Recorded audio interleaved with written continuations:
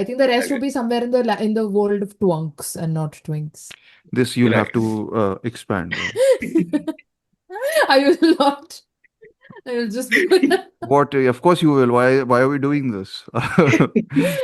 Anyway, I think we can start.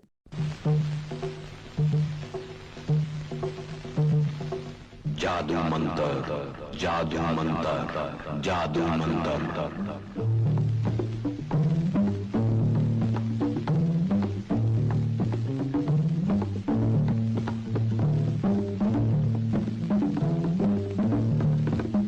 You are going into the future.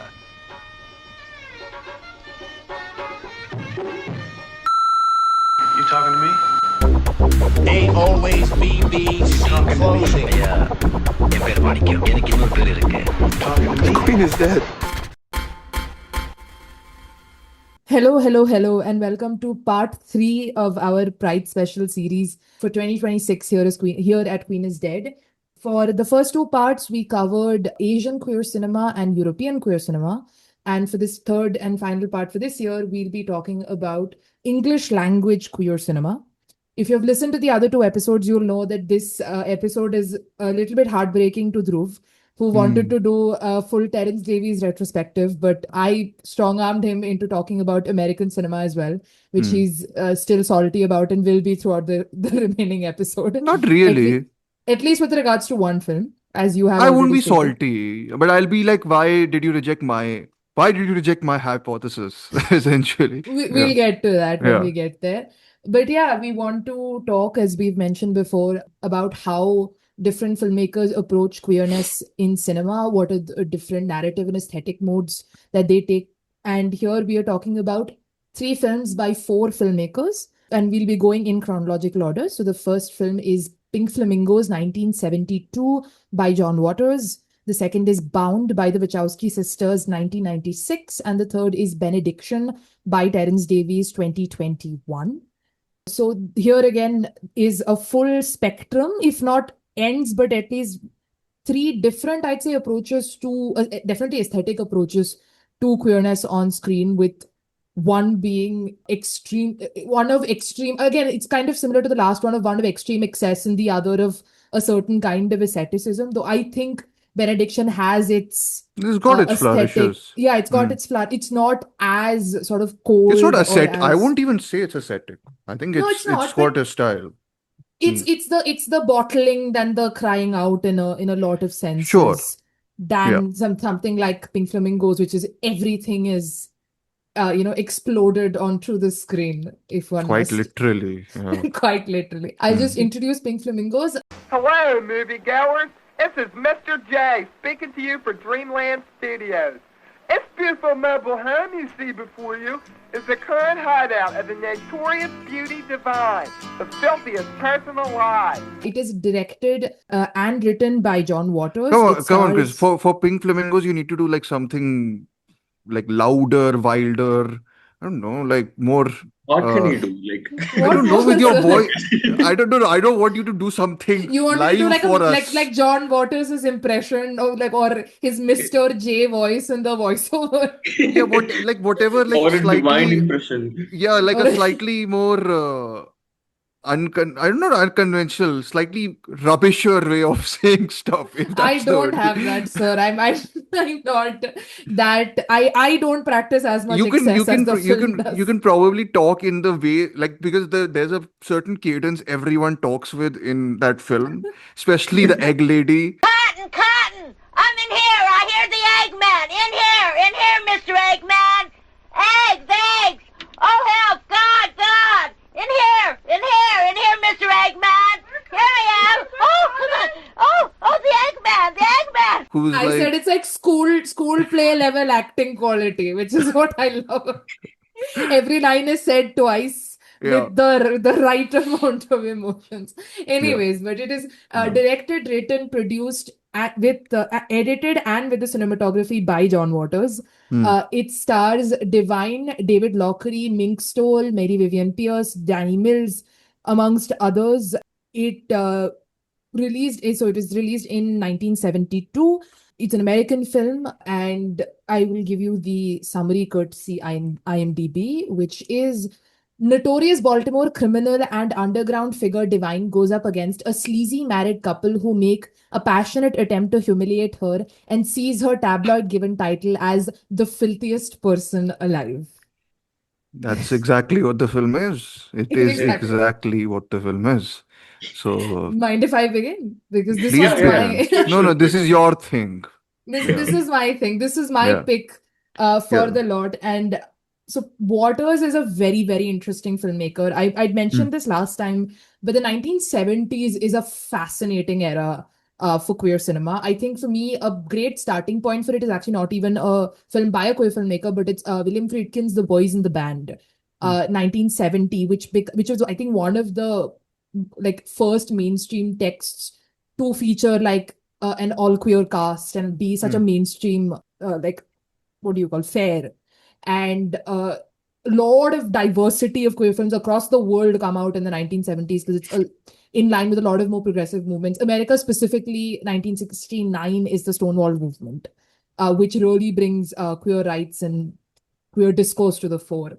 And so a lot of the debates then also, and which have continued to this day, especially after the AIDS epidemic, is this debate between queer assimilation and queer liberation, which is that, for one half of the community or one chunk of the community, the idea is to be queer, or the best way to be queer in a society is to assimilate into the dominant society and to conform to their norms, to the expectations of monogamy, heteronormativity, etc., cisnormativity, etc., etc.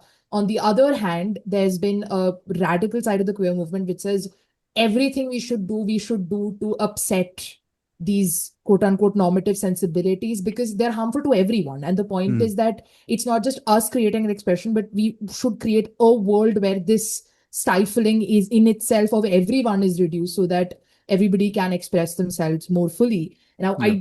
I'm not as well versed with Waters' politics to know where the his personal opinions on this lie, because again, he's at this point an older gay man, and it's these things are complicated. And we'll talk about how this the place of older gay men in the community when you get to something like Benediction. But his films have always been, here it's filthier. To me, it's everyone get gayer now. The film, it's kind of the film is as offensive as it gets, and it wants to offend your sensibility as much as possible. It opens with this Divine's character, Divine, who's been called the filthiest person alive, who is disguised as Babs Johnson, and she lives in a trailer in the middle of nowhere. And her mother is not mentally well. So she literally stays in a playpen and she talks about wanting to eat eggs all day. And I love this. There's this moment to me which like really defines the film, which is Babs goes out to the or Divine goes out to the town and she buys a steak and then she shoves it between her legs, and that's how like she warms it up in her oven before she has it. So it's kind of like it's about being as vile and difficult to watch as possible. I think the more pretentious, or I would say pretentious, the more serious version of that is a text like Salo, which has got a certain sense of what it's doing and what it's trying to say. Here, the number one aim is to offend you, and then the rest of the politics comes abound, and so it becomes a really fascinating text, especially now when even more questions of respectability politics are coming around, where a lot of people are looking at mainstream representation as a marker of queer progress, and that mainstream representation is requested to be about as normal as people as possible, and a lot of more texts about gay people who are promiscuous or who engage in wild or sexuality or stuff that is not mainstream, that's not appealing to the mainstream, is getting shut down. I think it becomes a very seminal text in no, I think the way out is to fight. It's not to just accept it. And Mm. it's the end of the film where Divine is asked what are your political positions, and she says kill everyone now, advocate for first degree murder. That's the philosophy that the film takes. Advocate It's so cannibalism also, by the way. Wait. cannibalism Yeah. also. Eat And then shit. I have the quote here. Wait. Kill yeah, yeah, please. everyone, condone first degree murder, advocate cannibalism, eat shit. Filth is my politics, filth is my life. And when she's asked, do you like murder or do you like blood? And she said, it doesn't just turn me on, it makes me come. Yes. And Yeah, yeah, yeah. when She's she essentially like, is it she, or do I say in the film they say, so divine is so when a drag queen is in their drag persona, you would say hmm, she for divine. okay. Yeah. So I think it's basically like how people would like say outrageous stuff on your favorite websites and like get attention. This is essentially that on like a public platform. It's again news only. She calls news people, and Yeah. she's like, you know, all this, which of course they'll write about. Why will they not? I mean, who will not? That's the other thing. No, but And I she think the does difference actually is do that something. She does kill them. So that's the difference, right? That when you talk about like people like rage baiting on Hmm, that rage bait website, it's people doing it from the safety and anonymity of of their course. like Yeah. four Hmm, walls. But for Waters, it is about public expression. yeah. I mean, the film is straight. It's pornographic. It is. I mean, we were talking about family bonding sessions in the river. This one is like it goes for it, and It's family and wildlife bonding session. it is. Yeah, yeah. The bestial is there. I mean, the scene of Divine giving like on-screen oral sex to Crackers, who's supposed to be her son, is just as. I mean, there's no sense of restraint or holding back or subtlety. It is to be as unsubtle and as like the saying that we're here and we're queer Yeah. as it possibly is. And that's interesting also because it doesn't really, again, as we said with the other texts, doesn't really deal with queerness per se. I mean, there's like No, I the mean, I would say that. Okay, sorry. So sorry to button. I'm yeah. just gonna. I No, no. watched this for the first time and the only time I will watch it. And this is not to say anything about the fact that the film. I didn't like the film because I did end up liking it more than I originally thought it would. Because I'm not a huge fan of Salo. I've made this clear before. I find that and stuff like irreversible incredibly tedious after a point. I just get it becomes monotone. I don't get shocked. I'm just like, okay, I got the point, but move on. And I get it. The point is in some ways to if you get bored by it, it also kind of shows like how easily one is ready to assimilate into these modes of violence and how easily people accept violence on screen, especially. But in Pink Flamingos, there were points where I was just like enough already, not in a sort of, I'm like, I get the provocation, but I'm like, you're taking it a little bit too much in a direction where I'm like, I get you're provoking, but I was just like, do you really need to do that? Like, do you really need to do that? I'm just like, sure, like, I'm like, but why? Like, I'm like, just Example for leave. that, please. Yeah. Oh yeah, the example, my big example for that is the scene in which a chicken essentially has sex with two people because it's No, the chicken sandwiched. is there. They're not having sex with the chicken. Sure, they're killing it by smothering it on top of each other, and it's not even a sex. He's kind of raping her Yeah. in that scene. The son is who brings his date onto the premises in which Divine and all are living, and And while their Divine's friend or companion is is watching the watching two of them. them. Yes, yes. Yeah, So I mean, yeah. it's appealing to. So I never got in that particular section. I was like, I don't get the appeal of this, huh? Like I am not a voyeur who will enjoy watching this. I'm like, listen, my perversions are a little bit less severe than this. So okay, like that was, but I would say that is the only instance in which I was like, maybe just lay off a little bit. The chicken, leave that alone. Okay, the people are horrible. That's okay. Not that I care about Draws the chickens. line at No, bestiality. Exactly. no, considering I do eat I eat chickens the most, like in like actual food, like not literally like raw or whatever. Sorry, now see, this is very odd because whenever you said egg lady, now I'm thinking, is the film thinking about the eggs in the sort of way of like balls because they keep on describing different sizes and different whenever the Eggman comes. So my mind is like absolutely I even more think than the eggs Carell. are just eggs, sir. I think this time I don't it's even fine. know, okay? I don't even know. Everything is very sexually charged in this, right? Everyone is sort of horrible, let's just say, when it comes to it. But no, I think so. My point was the film is clearly framed in a sort of way where this event is being told from the perspective of Divine, Yeah. right? So I think you clearly get a fair difference in the deviances committed by her and the people in her family, minus the chicken one, probably. But even that has a more playful tone to it than I think what the marbles are getting up to, who are very clearly the antagonists and clearly engaging in heterosexual sex, also very Yes. Quentin Tarantino-esque ways of apparently the ways he seems to prefer Yeah, feet. feet. Yes. Yeah. So yeah, so like their actions in the film are very much framed in a much more, we are running, we like do basically like sell children after getting the women who just we kidnap inseminated by the person. I mean, okay, I'm not going to get into the details because it's just like it's very disgusting in a sort of way which sounds worse than it is in the film because it's played a little bit. Though again, I don't know how this strikes people. Like some Yeah. people will just be like, "Excuse me, like this stuff Yeah. you're doing this comedically. Like, are you Yeah. not ashamed?" And I'm like, no, I think the film is kind of earning its own ability to do all this. So to me, the queerness angle like stepped in more on the angle of perspective in that sense and how it's framing the sort of filth being filthy for a heterosexual couple as something versus like being filthy naturally for someone Yeah. like divine. And it's a sort of difference which I think the film is leaning into quite a bit because the entire film is structured in that way. Can't Yeah. believe I'm talking about the structure of Pink Flamingos, but yeah, it's like alternating scenes between these people Yeah. essentially, and how they are committing the worst things possible to each other. So yeah, like I saw the queerness angle of it more in that respect. And I did, Ashwin, you mentioned one scene which you thought I'd say is a step too far. I was like, that was fine. Which was the one which the with the butthole.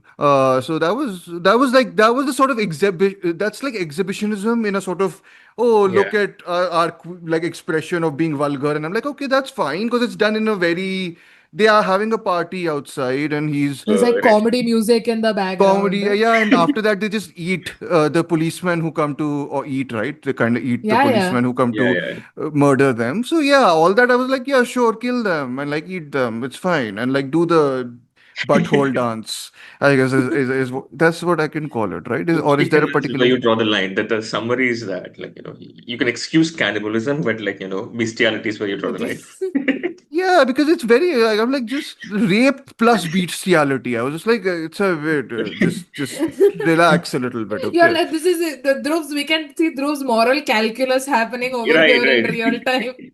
It wasn't एक even खलेगा no, but दोनों दोनों से थोड़ा ज्यादा no, but I was just like, come on, like, lay off. Like, Lay like, off the chicken. no, I'm like, give him some other kink.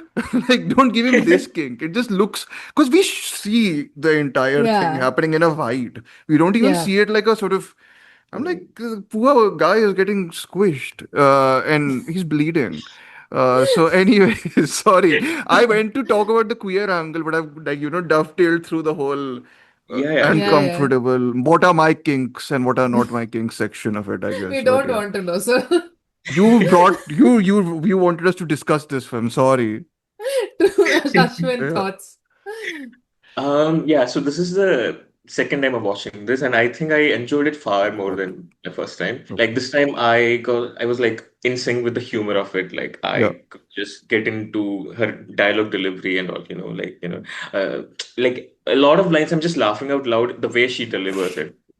Like when they get the package, she's like, oh God Almighty, someone sent me a bowel movement. Like Yeah. I, the dialogue is funny, but she makes it Yeah. like really funnier. Like, so I was really vibing with it, and I think the last time, so I've seen like 3, 4 John Waters films. There is Female Trouble, Hairspray, Hairspray. Hmm. Polyester, and Serial Mom, I guess. So I think so. This is the first time I'm rewatching this after like getting a taste of his filmography in general. Yeah. This time I could actually notice the whole, the criticism of the suburban lifestyle thing, the David Lynch thing, the Blue Velvet Okay. thing, all of Sure. it. Because Hmm. like in Hairspray, something like that, basically, Okay. it's his Yeah. Blue Velvet. Hmm. So I could see that distinction as Chris was pointing out. It feels like a very aggressive, like fight an offense against like heteronormativity. Yeah. And like this heterosexual couple, they are literally like baby selling machines and all. So like I can see how like he has created that distinction, and like he's like embracing the so-called trashiness of the queer culture, and then just Yeah. fighting like like very It's violently like fighting against It's very interesting. normativity. One second, Ashwin. Sorry, just one Uh, more point I wanted to bring, because oddly enough, I thought about this film and I just checked. It released the same year as Pink Flamingos, which mm, is what is this guy's face? Wes Craven's Last House on the Left. In terms of just the dirtiness and scuzziness of it, they had that similar texture to it for me, and that's a film which is much more much nastier, much gnarlier, much more serious also in its sort of depiction of violence, of rampant violence, of sort of, and I think that's occasionally positioned as a Vietnam, post-Vietnam text, because it's capturing the spirit of a sort of decrepit America, of a sort of, a lawlessness in America, which mm, it sort of talks about. And this, I think, it does that, but also sort of celebrates it from a queer angle of it, of deviancy, of being someone who's different, and celebrating that part of it. And I think celebrating the part of it which people are not trying hard to attain it.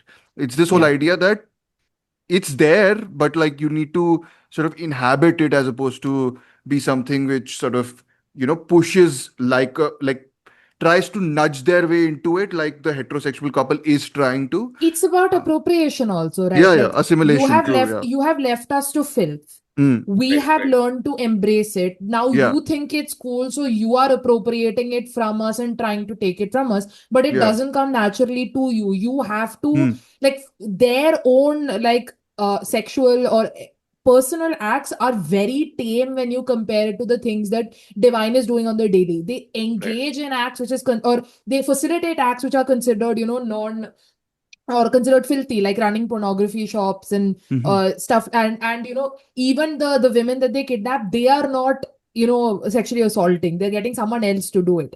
For mhm. Mm, Divine, right, that right. is her way of life.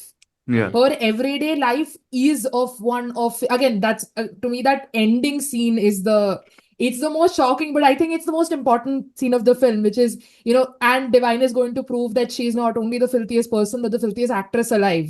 And what yeah. you see happens in real, and you see the scene of a dog taking a shit and her eating it. That is, like, to me, Mm, the scene which defines that difference between leaving like queer existence as something that comes to a community versus others, like you said, the suburban creep, and mm. that appropriation that the heterosexual or the heteronormative does. That is the distinction that Waters is trying to draw. But also to your question of, like, why, right? Why do this? Why?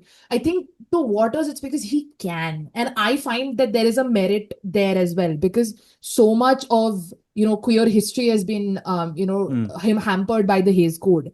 I mm. mean, I watched a film like Design for Living, which, Ashwin had recommended to me, This which what is, I think, Lubitsch? Lubish, yeah. Mm, Lubitsch, which is a pre-code kind of comedy. mhm, And there is this pretty implied kind of, ménage à trois, as it is called. mhm, But with the code, a lot of it becomes, coded, and then villains, etc., etc. Queerness becomes this, mm, boogeyman that has to be either punished or not mentioned at all, mm. etc., etc. So for the 1970s in particular, it was about, we are reclaiming this, and we are going to do it in as we're going to do it because we can, because you have Mm. deprived us of the ability to do it at all. So I think I see that in Waters as well, Yeah. where you Fair. can see at some point where it's like, okay, this is provocation. It is it is very happy of the fact that it is provocation for provocation's sake. It Yeah. is not doing, like, again, I get that critique sometimes of Salo, which is like, it is trying to be quote unquote provocative or doing something, and that it makes it provocative. Here, the point, if you call it empty provocation, that's fine. It's kind of the point that I it mean, is this is much more just to, celebratory of it also. yes, I mean, absolutely. Salo's point is that there's a sort of, I mean, you can correct me. I watched it a long time ago, and I probably do need to rewatch it. And I've liked whatever little else I've seen of Pasolini's work. Yeah, But in that, there's a sort of almost bureaucratic mundanity to the to the violences. Here, yeah, there's a sort of joie de vivre to the whole thing. Like, people are enjoying it. Like, It's an it's like, indulgence, right? yeah, It's treated like an indulgence, but like an affectionate indulgence. I yeah, mean, that entire birthday party scene has got so many things. Like, one of the yeah, gifts Divine gets is a pig's head, which yes. they sit around with, and she gets a meat cleaver, which then she uses to murder the cop. So that Oh, yeah, true. Sorry. Chekhov's Uh, thing, clearly. check out immediately. But the idea is that that excess is, or and all of that is a certain expression of marginalization. of It's course. it's the whole be gay do crime thing, right? The idea of Mm. be gay do crime is not that doing crime itself is good, but the idea that queer existence has been criminalized, therefore Yeah. to be gay itself is to engage in criminality, therefore Mm. embracing your queerness is Mm. to embrace a certain otherness, criminality, marginalization. Mm. And to me, the film is so important as a text. And also, if you see, like, I've been watching a lot of early Pedro Almodovar work. He's clearly inspired by Waters' style and what is known to pioneer like trash cinema. Like, Mm. you're talking about the rape scene in Pink Flamingos. I mentioned this earlier also. His film Kika has Mm. Almodovar's film Kika has like a 20-minute extended sequence of comedic things that happen while a woman is getting raped around her. Like, she is engaged, and people around in the house are engaging in a number of comedic antics while this is going on. And like, people are trying to pull the rapist off of her, but he's not willing to leave and stuff like that. Like, that's the extent to which it reaches. But the point is that it doesn't feel offensive, which is the very Mm. interesting part of it. If you accept the tone of the film, is because it's able to bring that campy, trashy, excessive pleasure to the whole thing. Right? So it's a Yeah. interesting text in that sense. So there's also like a logistics aspect to the filmmaking as well. I think like Mm. this is the kind of trashy thing that he can actually do. Also, he can afford to do. I guess like Yeah. as an upcoming filmmaker. So I think that also like factors into him choosing this trashiness as his medium of expression. I guess so. Yeah. Yeah. I mean, yeah, true. I mean, it's what's that guy's face? Who everyone, oh, not everyone, but there's a sort of cult following for him also. Apparently, some people have compared this to Gummo. Gummo is the movie by Harmony Korine. Uh, Oh, okay. I haven't seen it. yeah. So again, I'm not sure about how much those sort of Okay. comparisons hold true, but yeah, I mean, I was just how to put it. Like again, I said I didn't expect to like it, but I liked it. So it's, good on the movie for it. I'm not very keen on watching early Almodovar by whatever you're saying right now. I like him when he does tasteful melodramas plenty. But anyways, like no, but I get the whole appeal of the tastelessness of this as Yeah. opposed to, because a lot of the films we have talked about are tasteful in their making, except for Kerel, I Yeah. think is the Kerel and this are sort of you can call them brothers in the brotherly way, which Kerel is sort of, engaged with that. Yeah. I'm sure they would love to have a brotherly relationship also, Kerel and Pink Flamingos. Make that No, happen, John Waters. no, but I That is Looking think not a to around. me, character. no, but to me on the spectrum, what you've spoken about, this film is like an antidote to something like Happy Together, right? Because to me, Happy Together peddles in that kind of assimilationist, Yeah, moralizing Hmm. yeah. angle to But that's the queerness. only one, I think, from whatever That's the we've only one. I mean, discussed. Yeah, yeah. In the stuff that we've discussed, I mean, there's yeah. plenty of I other mean, queer Bollywood is texts which everything also. only, like all this social, what is the social message Ayushmann Khurrana's industry? social messaging industrial complex, yes. Yeah, yeah, that is essentially all about assimilation only. Yeah. This is like radical again. Will you recommend this to anyone? Is the other thing. This is a different question I have in general to a sort of outsider art or whatever. My it's not a challenge. I want to make it very clear. It's not like I don't want this art to exist. I want this art to exist. My thing is, how much is this art gonna go outside that sphere of what is already considered of people who already consider it what consider the value of it, when which is my often my critique of like sort of some of Godard's later work is that be as you may in whatever you're trying to do, your appeal is like 15 critics or like 25, of course I'm reducing it, 1500, okay, fine, critics in Cannes who watch the film. Everyone else is not going to watch it, firstly, and secondly, if they watch it, they have no no one will understand this. I'm sorry. Like, it's got formal value to it, but no one, not everyone has a formal degree in Marxist theory and in films, in cinema aesthetics. So to me, of course, this is a different thing. This is appealing as a low art thing. So I get the value of this, though. And I think you can convince people to watch this in a sort of, oh, how shocking, just watch this. So I guess I get the value of this more, but in today's generation, no one will like lay an eye on it. They'll like 5 minutes, they'll watch it, they'll be like, what are you doing? Like, how can you show this? Sort of like that. No, So, I You're think talking for about me, no, Ashwin, go ahead. Yeah, look, sorry, like you were talking about like directly communicating with the audience, right? But indirectly, it might have like inspired filmmakers. Like in case of Waters itself, it might have inspired like a generation of filmmakers sure, who would have the gene of these films in their sure. work, which might reach a mainstream audience. Okay, You yeah, know? fair. So So you're saying that that they serve as sort of, moderates for future filmmakers to, to extract the meaning out of, but like sort of, I yeah, okay, I believe so. Like at least okay. in this case, I can't speak for Godard's late work because like it's Hmm. too obscure, I guess. Yeah.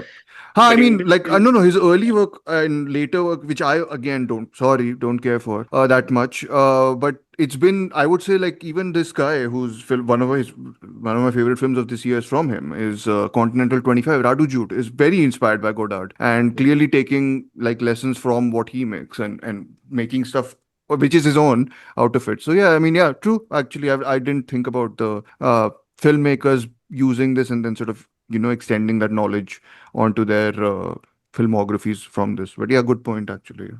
I'm going to like build off a little bit on that. I think, which is to say that, all art doesn't need to be for everyone. Yeah, I think this is a kind of like outsider insider art. Like sure. this is, you know, like if certain films cannot make sense, will not make sense to some people, right? Like there's queer art that I cannot relate to at all. I feel like,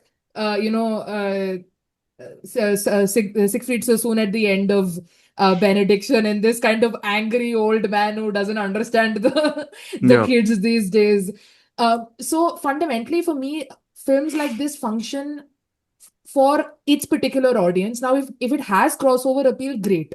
But it doesn't need to, because it's Sure. not made for crossover appeal. And like Ashwin said, people will get inspired by it. People inside who get it may make it accessible to others, but that doesn't make it devoid of value, even if it doesn't. And I think that Sure. especially counts for marginalized communities, right? Because Sure. I think there is a difference between a Godard, who was Hmm. this mainstream critically acclaimed filmmaker in these Yeah. prestigious High art. communities, Yeah. high art communities, Hmm. versus a filmmaker like John Waters, who in There his is. Yeah. early career is making for the 500 gay people that he knows in his small Yeah. community in Yeah.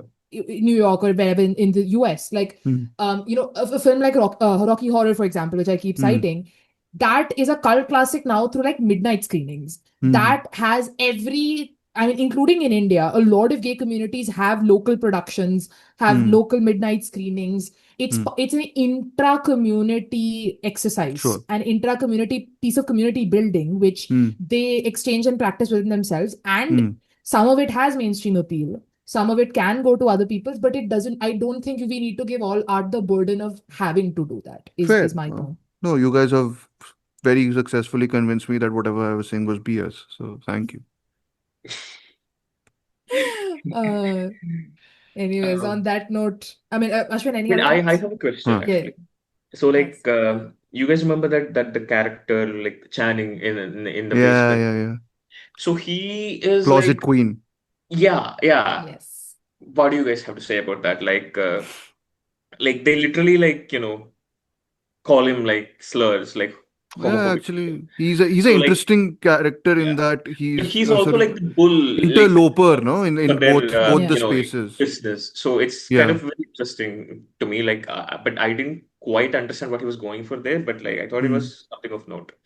Mm-hmm. I Chris, you think to go me ahead. it I is will try and process. Yeah. No, that is the kind of indictment of the assimilationist queer, right? That is to Okay. me how I saw it. Okay. Someone who clearly enjoys the Sure. performativity. Like obviously the big Mm-hmm. scene of him is him dressing in the, I forget her Marble, name. Mrs. Marble. Mrs. Yeah, Miss Marble's Marvel. Ms. Marble's clothing and, recreating the dirty talk that the two of them did to each other while they were having sex. It's kind of someone who's literally cosplaying their heterosexuality, trying to, but he is a closet queen at the end of the day. He will never be, he can serve the heteronormative order, but he will never be accepted within it, and he will get ostracized the moment that he breaches the heterosexual contract.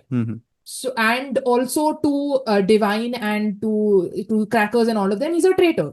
That he is someone who has this thing to him he's given to the two women to murder as they wish. Castrate or and murder as they wish. So that's the kind. So for me, that is where the character sort of sits with regards to like the two camps. Chris, great job. I'm not being sarcastic. I'm being very genuine. I don't have anything to add. No, but one detail I love, and I forgot to mention this, is the literal physical impact of the filthiness of Divine and Crackers, which is God, yes. The couches reject them.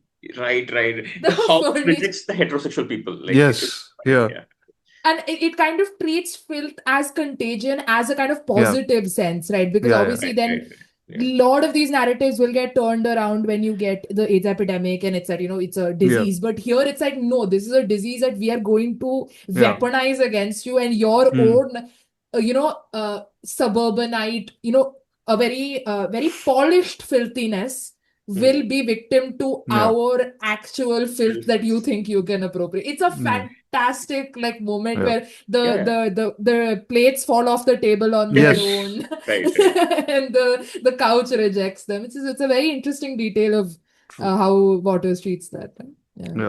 From trend setting to subversion as a main tactic, right? I would say. Yeah. Definitely. Well, subversion to an extent. Yeah, again, it's interesting. I mean, we're moving on to our second film, which is the Wachowski Sisters is Bound. For me, stealing's always been a lot like sex.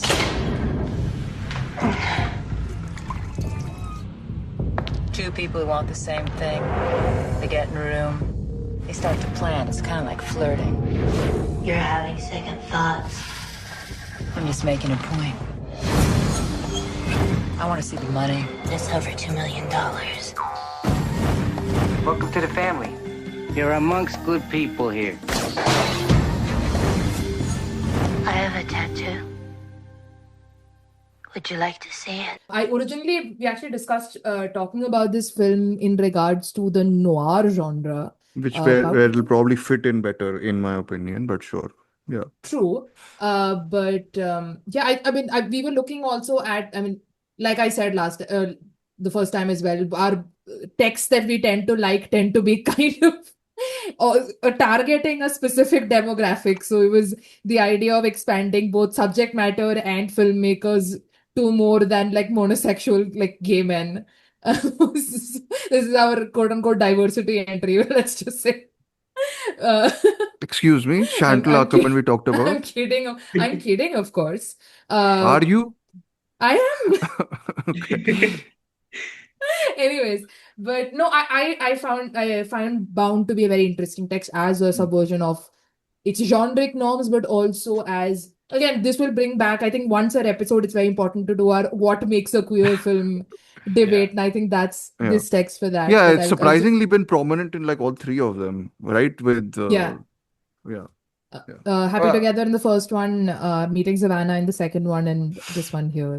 Yeah. But I'll quickly introduce the film. It is directed and written by the Wachowski sisters. It stars Jennifer Tilly, Gina Gershon in what I would have to say is possibly the hottest any woman has ever looked on film. At least from my humble opinion. Gina Gershon. Gina Gershon as Corky.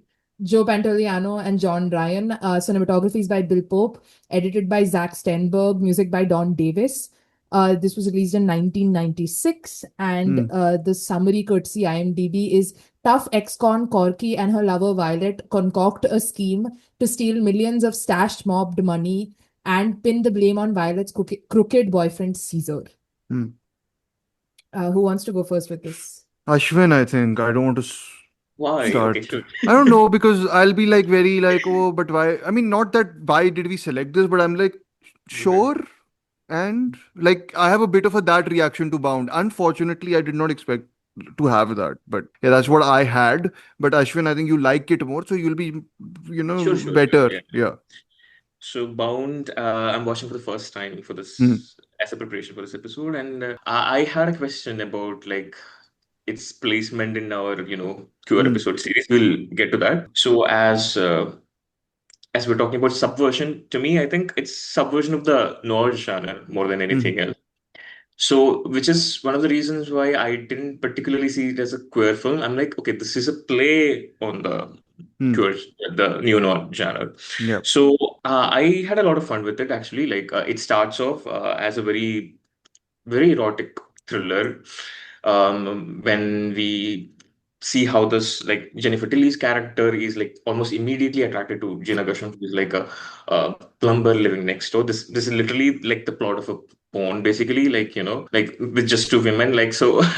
And there's like 30 minutes of the film where like we see how these two interact and then eventually like seduce each other and have sex. So that is so incredible. Like we've talked about this like before, I guess.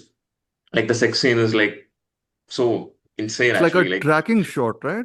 What's it like? It tracks through their yeah, yeah. bodies and up, like Yes, yes, yes. from the below to up. Like, it doesn't feel sleazy. It's very like slick. Exactly. It feels as if like a tasteful version of Blue's the warmest color or whatever. Like Okay, which you I've not feel like a seen. So voyeur actually. You okay. like Hmm. so that's why I felt it. So Okay.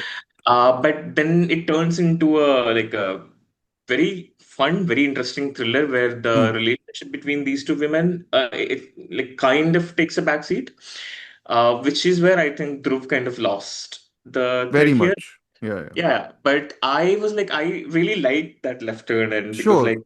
this, Hmm. especially this Joe Pantoliano's character, Who I like only know from yeah. Memento apart from this.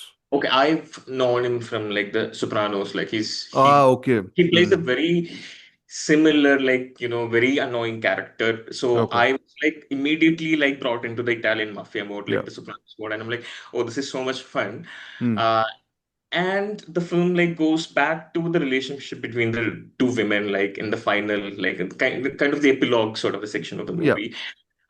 So I was like, I'm still kind of on the fence about like whether this counts as a queer film. But like for me, my argument in favor of it being in a queer film is that like it starts off as like in a like at the shot of this Gina Gershon's character like bound and stuck in the Yes. closet in the beginning of the movie. That Yeah. happens. Like chronologically, it happens at the end of the movie, but Yeah. like that's how the movie begins. Yeah.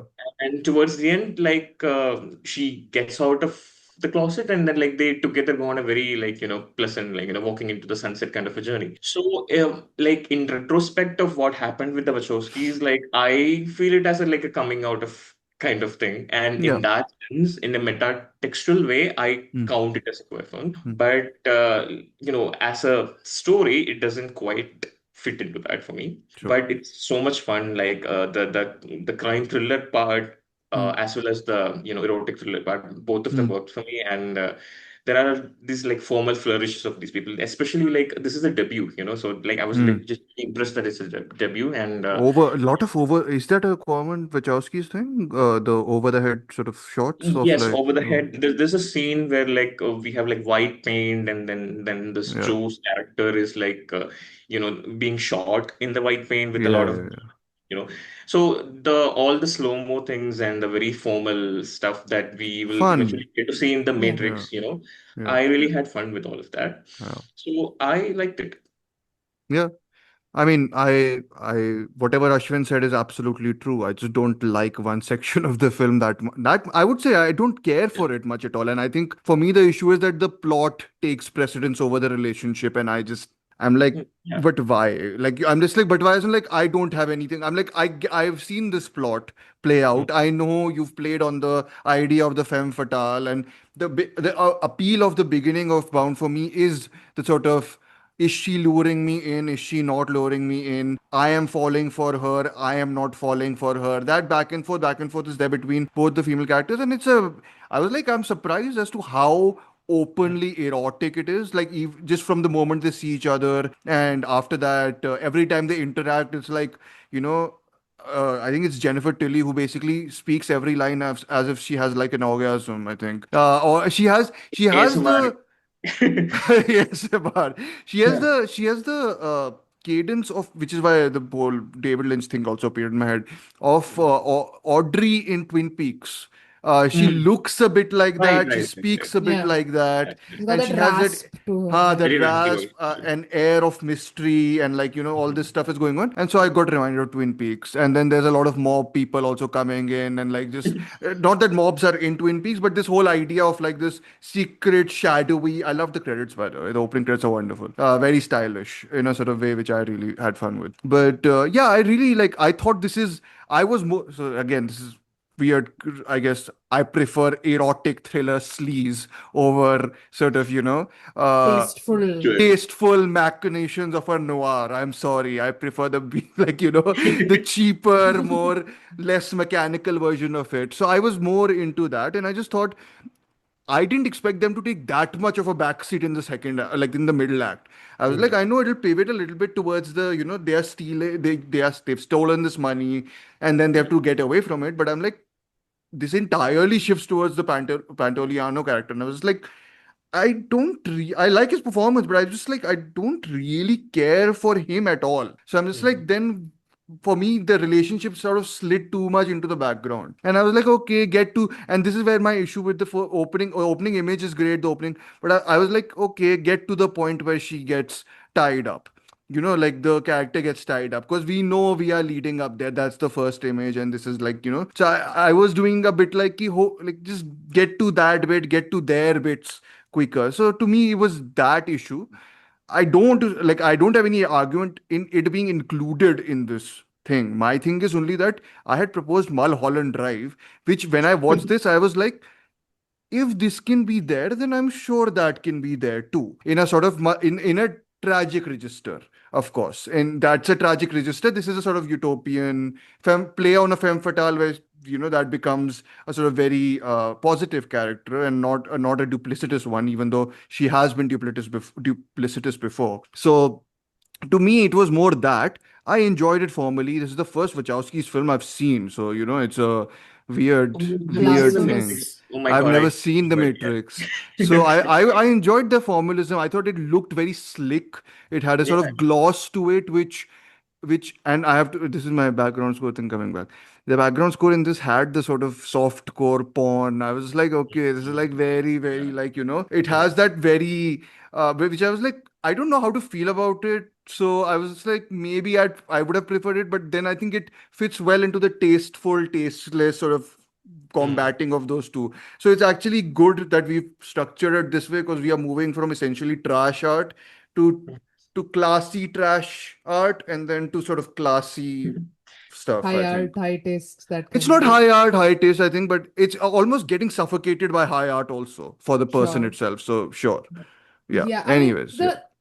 the thing about like the Mulholland Drive question to me is the fact that I don't know, there must be something to it because of like the texts that are discussed in queer circles. I don't hear anyone Is it mention just because Mulholland Drive ever. is it just because the Hollywood angle of it is the overarching That is a thing? prominent thing. Yeah, I mean, I was Yeah. jokingly Okay. telling you guys, no, like the couple is a same-sex couple only, so like Lynch can do the vertigo hair thing with them. Like that's how I see Is it. it? Like Okay. it could have. Yeah. No, no, no. No, that's my understanding Okay, okay, because sure. like it could have worked with a straight couple as well. No, like Interesting. Because I and don't, so for me something it is that interesting. For me, it's intrinsically tied to them being a same-sex couple, that Hollywood crushes them. Like to me, the angle that they are not a heterosexual couple is also factored into this being a Hollywood manufactured nightmare for her. The No, but sex like scene. I think that's very strange just because that's not how Hollywood works behind the scenes. I mean, in the mainstream, sure. No, But but it's like the like a creative newcomer. arts are No, a very queer space I get it, but I and think have it's more always been. sure. But I think the whole idea, because it's also playing on the angle of a sort of noir and sort of femme fatale. So I think to me it plays more on the angle of this idea that there is that sort of relationship, that utopia can't exist in Hollywood. And I think it's more to do, I don't think it's as much to do with sort of, because class signifiers aren't there that much. One is opportunistic, one is less up, one is not as opportunistic before she hires a contract killer. So, to me, to me at least it hinged on that, as opposed to, Yeah. because to me it's about, of course, I suppose it's more about image in that, as opposed to sort of the female image, if that, or the sort of, romantic lesbian couple image, because the heterosexuality eventually is a refuge for her to succeed in Hollywood. That's the whole thing, right? Like, and the way in which the men in Mulholland Drive sort of leer into the sort of spaces, and the whole incredibly erotic exchange between Naomi Watts and an older man in a scene where she's giving an audition is Hmm. something else we will talk about someday. But Yeah. this, to me, it is kind of linked to it, like very much. I don't know. To me, I guess I'm just thinking Okay. about it in No, that way. I So, haven't seen it in a while, hmm. but I felt like the reaction of the other characters to the relationship, like it's not even there. I mean, it felt Okay. like they're not even acknowledging it. It's a very normal thing. Okay. As opposed to like in Bound, Hmm. like one of the main plot thing is that like the Yeah. Caesar character, he's so queerphobic that he Yeah. doesn't even, it's not even in his realm of possibility that there could Yeah. be something romantic. There's a Yeah. Yeah. scene Yeah. where he walks in on them. Yeah. Then when it's Yeah. dark, he It's thought a it's a great guy, scene. and then he Yeah. realizes that it's a girl, and he's like, "Ah, okay, you're just hiding Yeah. out." Yeah. And this thing, that queerphobia, that is one of the reasons why the film, it's like, the whole misunderstand. Their plan is, the plot is working until like the last 10-15 minutes of the film. Hmm. Like it sustained their plot until Hmm. then only because of this inherent, Men, homophobia. am I right? Essentially. Exactly. No, so Hmm. I think to me, what the film hinges on is that one dialogue that Gina Gershon says, which is, "Do you know what the difference between you and me is?" Uh-huh. Right? Yeah. I Yeah, think that's that, yeah, Hmm. because it's the difference between this woman who is Gershon's character, who is lesbian, who is comfortable in her sexuality and does not think beyond it, and Hmm. Jennifer Tilly's character, who has to navigate between, who, for her, she says, so you don't have sex with men, and she said, no, it's work. Hmm. Who treats her like the question of the femme fatale, but for her, her sexuality, it becomes this way of navigating the heteronormative world till she can find an escape to her Hmm. actual sexuality and the romantic space that she wants to Hmm. inhabit. So to me, it's queer in the sense of it is queering noir as a genre, right? Sure. That is how it is an interesting queer text to me, because to me, Mulholland doesn't really do that. Yeah, I mean, that's a tragedy. I mean, again, that's the whole I mean, idea that. it's I don't even think it's about the tragic angle. I think like Ashwin was saying, it Hmm. is a Lynchian take on noir, but I don't Hmm. think it queers noir in Sure. a fundamentally, like it's still adhering to a lot of the normative generic constraints or Sure. sort of expectations, right? Hmm. Whereas Bound functions because it fundamentally turns what you Sure. expect of the noir genre on its head about what Hmm. how sexuality Sure. functions Yeah. Yeah. within the noir, the queer as duplicitous, or the sexual as duplicitous, for a kind of self-serving, in order to get an escape rather than Yep. just within Hmm. the heteronormative constraints of the Hmm. plot, right? I think that is what's very interesting to me, and the fact that it starts as the fact that their sexuality, quote unquote, to Gershon. Gershon also does basically the same thing, of which even the Joe Pantoliano character does, that your kind should not be trusted. They Hmm. are both kind of doing it, where Gershon also thinks of the quote unquote bisexual as a Hmm. duplicitous character because she's not loyal to one sexuality and is engaging in the other. Yeah. And on the other hand, the same way Joe Pantoliano character says to Gershon that she is must not be trusted because she's not Hmm. straight. So it's that kind of, particularly an indictment of queerness, but also of a kind of bisexuality, of sexual Hmm. fluidity. That is to me a very queer approach Sure. to the genre itself. And I happen to really like the Joe Pantoliano character. I think Okay. I find him hilarious. I love Okay. the super exaggerated, like New York Italian accent. and the mob stuff. And because to me, again, the relationship is not the queer part to me, it is Jennifer Tilly's character in Okay. particular. So the fact that she retains, and it's her, even at the end, it's her who gets him out of all the stuff. And she calls him up from the bedroom to say that, pretend it's Gino on the phone. She still asserts a certain control, and it's her sexuality which is constantly being able to navigate those two spaces. That is to me what makes Bound such a distinctly queer text and such an Sure. important queer text. Sure.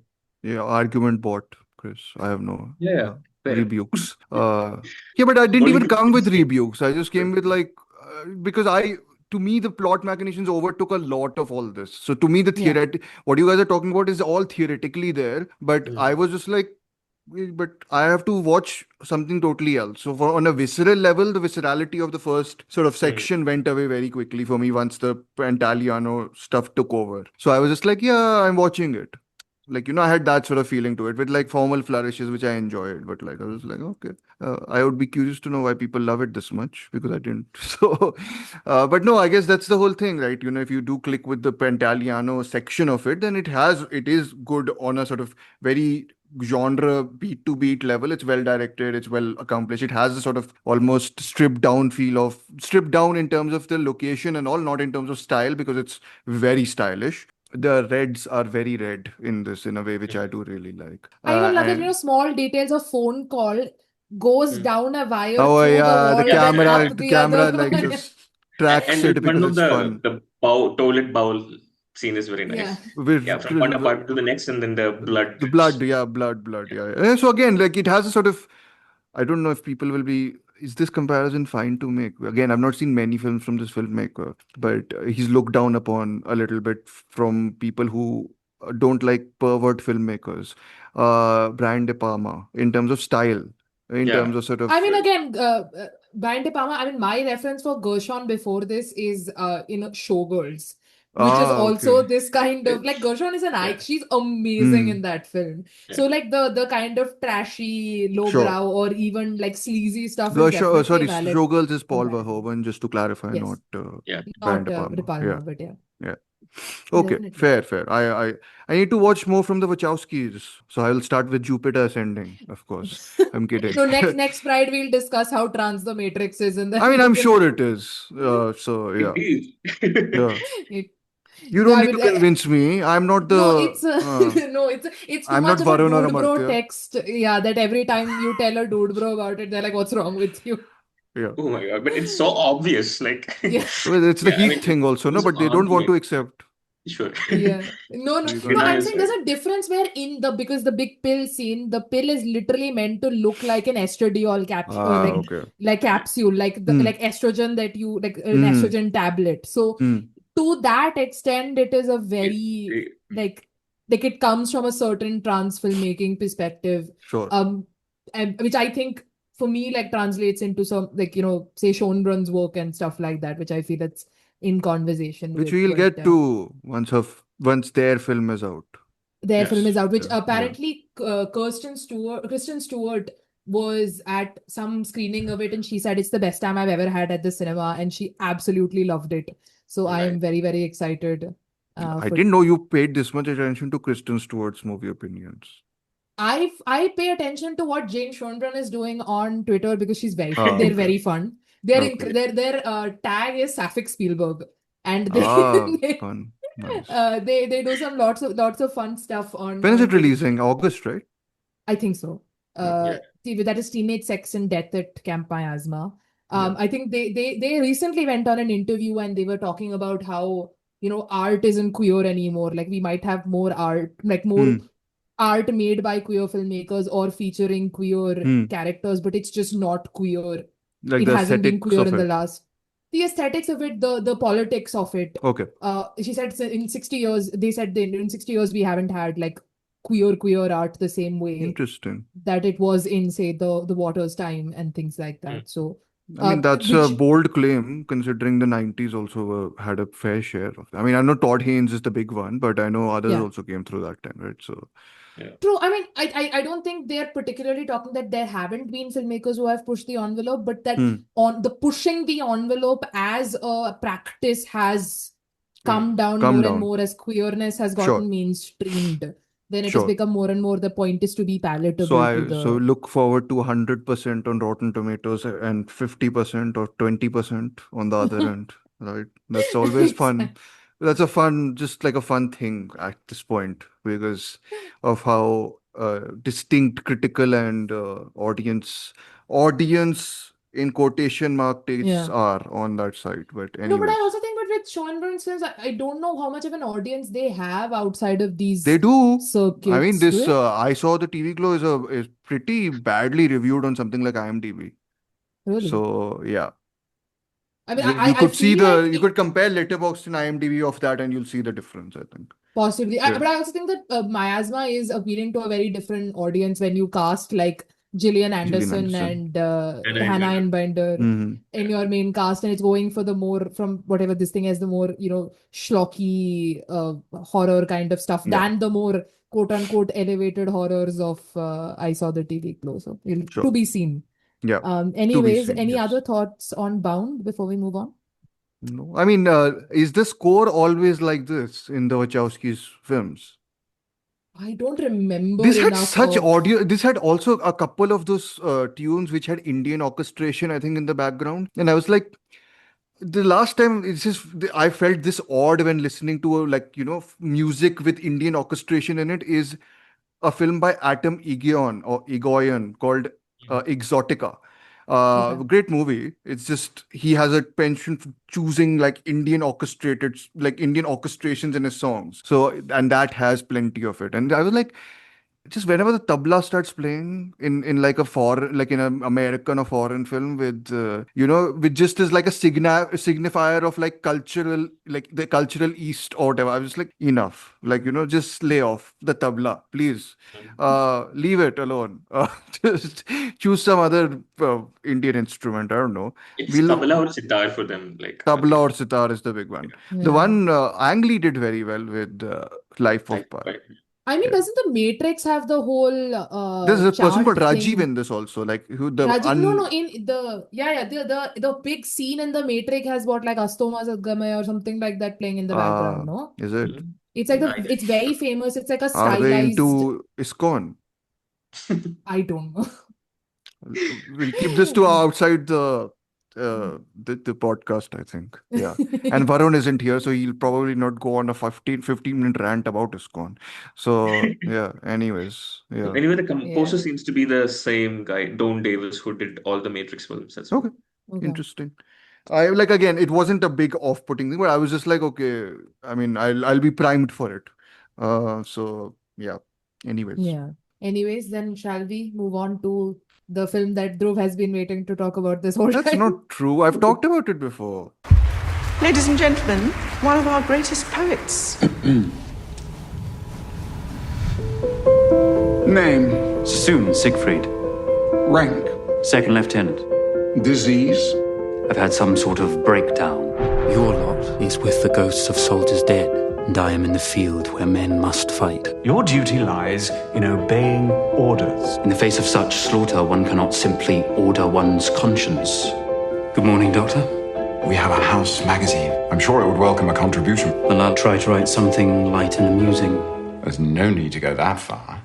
No, I'm just harping on you for no reason. But it's funnily enough the last film for us for this series. But I think it's possibly one of, again, very important. It's a fitting I would last say, film. texts. It is a fitting last film. In terms of in so many ways. Yeah. Yeah. Yeah, and I also think it is probably one of the most under-discussed of the films that we have spoken about so far, because either the ones that we have spoken about are popular in the cinephile art film, sections, or it's popular in the queer circles who engage So in like other you kinds of didn't, it wasn't, so Benediction is not something which is talked about usually in queer spaces. Not Okay. again, this is the surprise I also had with the text like Great Freedom, which I quite adore. Ah, That interesting. one I had never heard of it, despite Very the fact that strange. I'm very I mean, at locked least it's into. German, so like. Yeah. True, No, but but like still, again, I was like, it has that, like, I think if that broke out, it would have something like a appeal of a boat revive, like in a absolutely. in queer circles. So Yeah, I mean, again, like Boat Revive is still a text I hear people talk about, but yeah, I even mean in like that's the the very, rhythm of the night ki wajah se it's immortalized essentially, right? So of course, but like in like yeah. the I follow like the strictly queer cinephile circles, and Hmm. they have their big texts. And again, Yeah. Happy Together is one of them, but these are not, which is very strange. These as in like Uh, the Terence Davies like text. Benediction, Terence Davies text, even like something like Great Freedom, like these kind of Sure. what I would say had their somewhat of their moment in like the specific Hmm. niches that they were in, but didn't explode even to the slightly smaller, slightly bigger niches of queer cinema watching Sure. and all of that kind of a thing. Hmm. But yeah, I'll just quickly introduce Benediction. So Benediction is directed and written by Terence Davies. It stars Jack Lowden, Peter Capaldi, Simon Russell Beale, Jeremy Irvine, Kate Phillips, Gemma Jones, Ben Daniels, amongst others. Cinematography is by Nicola Daly, edited by Alex Mackey. It was released in 2021.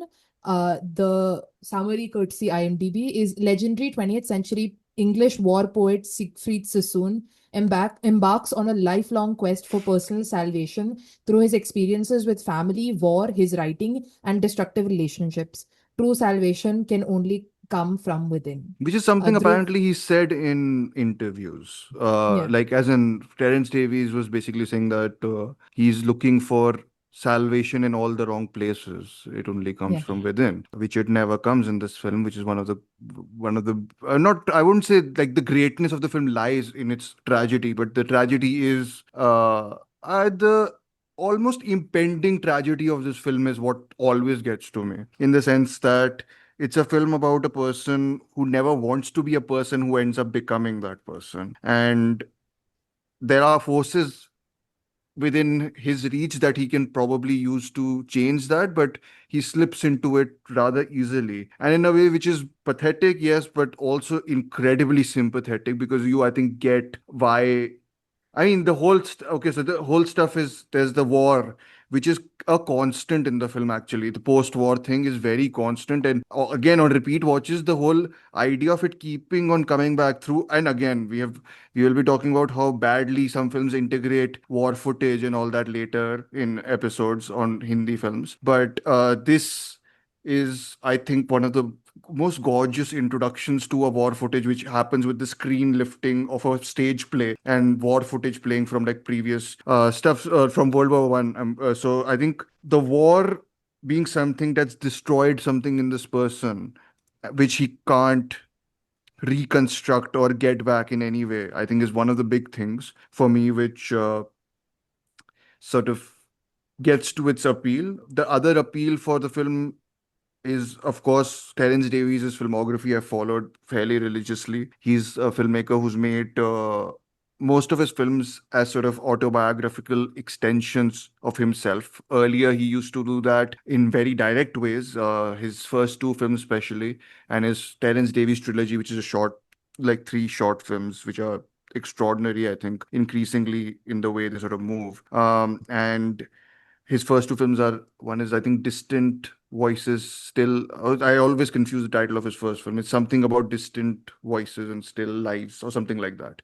And the second is I think the most popular Terence Davies is The Long Day Closest, because it's a very, though his most experimental work in some ways, least narrative, most poetic sort of documentation of his life. And the topics he tackles in Benediction are topics he's tackled throughout. So you can say, in some ways, this is a sort of greatest hits of Terence Davies in many ways. So he's talking about the nexus of sort of sexuality and how that conflicted with his Catholicism. He was celibate, I think, throughout his life. And his difficulty in embracing his sexuality because of his religion is one of the key things, I think, that runs throughout his filmography. And this, I think, takes a slight spin on that, and that religion becomes something he gravitates towards later. Siegfried Sassoon does, as a way of quote unquote finding something permanent, something that lasts. So I think that, I mean, this is as tailor-made a film as it can be for me. So let me be very, like, there's no point in sort of, skimming around that fact that this is not a film which will not appeal to me. His films generally do appeal to me, but I will always remember watching. This is the two times I've had this experience. Is in, weirdly enough, New York cinemas, where the ending scene happens and I've just slumped into my chair and I've been like knocked out so badly that I didn't know how to respond. So I've sat through entire credits just trying to process what has hit me. First film is which this happened is Decision to Leave, and the second film in which it happened is Benediction. This has one of, I think, the great final shots of film in general. I think Jack Lowden's performance in this film is magnificent. I have no idea why he was totally absent everywhere. It's probably a matter of how you release these films, how you do. I don't even think he was nominated for BAFTAs, which is shocking. I think at least. So that's the only way he would have been nominated for anything because it's a British film and all that. So yeah, I mean, there's just it's a film about a biography. Like it's actually it has a lot of ingredients which would put me off it. It's a biography about a person. I mean, he's passed away, so of course you can take liberties with it much more. And it's a poet. It's about a poet. So how do you integrate the poetry into the film? That's the other big thing, because you can fluff that. So to me, this is what you would say a poetic documentary, or sorry, poetic, I was saying documentary, poetic film about a poet, which I think is its biggest strength, in the sense that it gets the poeticism right on. It knows its lyricism is intact. It gets the flow of it is reminiscent of a sort of somber poem that keeps on sort of recurring. Even when words are not said, it recurs in its silence. So to me, a lot of the film's appeal are, I guess, very personal in some ways. I relate, not the fact that I'm a good poet or anything, but I relate a significant bit to how Siegfried Sassoon describes how he is after he is banished from the army. I feel those similar emotions. So to me, it works on a very, very personal level. And so to me, I don't know how much my saying it being great or anything would have any sort of, weight outside the fact that it's a very personal sort of film to me. And I had written about it, and Terence Davies was gracious enough to actually message me. So, I have that sort of even memory to it, which is a metatextual element of it. So to me, it's very close to my heart in that sort of sense, which is why I keep on going off on about it. But yeah, you guys, I think, are the more quote unquote objective people to talk about it, so you should. And again, queerness is a consistent strain, and I don't think there's a debate as to whether it is a queer film or not at all in this. So yeah, you can Chris, you can pour off about it, and then Ashwin, you can go.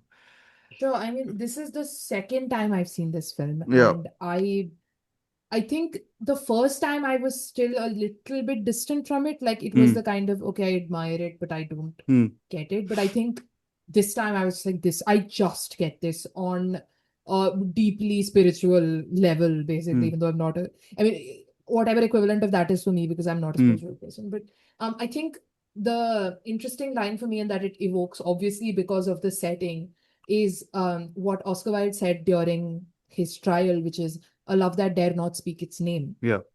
I think that idea of being unable to articulate something is a very important motif throughout the film. And it's also why I adore poetry. So I wrote a lot of poetry some time back. And what to me poetry captures that prose to me cannot is, like I spoke about this last time as well, it's something in Quirrell, it's trying to say something in order to imply that you cannot speak of it. Yeah. Or you cannot actually capture what you mean to say, right? Because prose oftentimes aims to describe something in detail, or will try to capture its essence, but poetry succumbs to the idea that you cannot describe something most appropriately. Therefore, you use poetic devices, metaphors, aphorisms, etc., to gesture at the vastness of something and the inability to articulate it, right? There's a wonderful scene where Siegfried Sassoon is with his psychiatrist, and he asks, he talks about the pains that he's experiencing, and he says, it's not just pain, there are many other terrors. And the psychiatrist asks, can you name them? And he said, if I was able to name them, they wouldn't be terrors anymore. Yeah. I think that is a kind of motif that follows the film, and it's also fundamentally about loss, but in like many levels. Obviously, the loss of the war, the loss of selfhood in the war, the loss of family in the war, given that Sassoon's brother dies in it, but also in the society that they lived, love is also punctuated by loss. It is, there's a line that Michel Foucault says at some point. He said it in an interview in the 80s, French philosopher. He says, for a heterosexual person, the beauty or the joy of love or of courtship or of relationship is in the anticipation. It's in the courtship. It's in the will they, won't they. But to the gay man, the true pleasure is felt when your lover gets into the taxi to leave. Because the fact that you're not able to actualize it, that the fact that it happened is what gives you joy. Here it kind of sits with that idea of leaving, right? That the fact is your experience of love is defined by the fact that at some point this person will leave. Either that you will have to leave them or that they will leave you. And for Sasun's character, it is that he will get left behind by someone. And it's not that there's nothing special to him, that everybody will get left behind like that. I mean, Tom Blythe's character is a great moment of that, where he's like, he's replacing Tom Blythe, which means inevitably someone else will replace him. On this watch, there's because Terence Davies has hardly ever shown like sex or physical relationships in his film, because so all of it's evoked in the sort of yearning sort of way, which reminds me that if you guys have seen it, and if you've not, do watch it. It's the Deep Blue Sea has this overhead shot which just skirts around the top of because it's all actually about physical desire in many ways for one character, but it never shows it. I mean, in this scene, there's one scene in which he and Jeremy Irons' character, Ivan Novello, are making love. But I don't know. I had the impression that it was supposed to be slightly sexy, but this time I watched it, the expression that Siegfried Sassoon gives to Tom Blythe's character as he's leaving is horrifying.